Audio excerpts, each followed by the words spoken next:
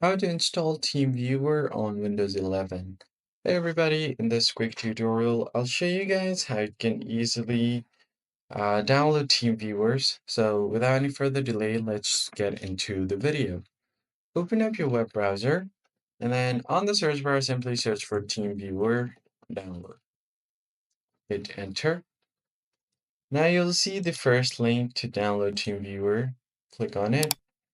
And then from here, you can just go ahead and click on download TeamViewer. Now it will download the installation file right here. It's around 106 MBs, so let's just wait for it to completely download. Once the download is complete, all you have to do is click on it to run the exe file. Then allow some permissions and tap on OK to allow the installation. A pop-up will appear here, and then just go ahead and click on accept and next. Click on yes. Now it will start installing the program.